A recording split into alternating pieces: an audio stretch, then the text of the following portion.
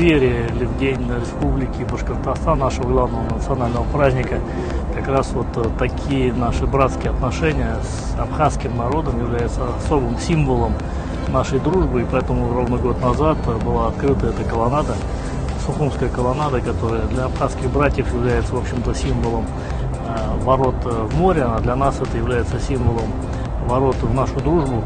И как раз это находится в непосредственной близости от монумента дружбы, который символизирует добровольное вхождение башкиров в российское государство. И, в общем-то, показатель, что за все эти 460 лет практически Башкортостан, в общем-то, набрал свою мощь, красоту и потенциал для развития еще огромный. Наши отношения только усиливаются с каждым годом, благодаря, конечно же, руководству Башкирии, народу Башкирии.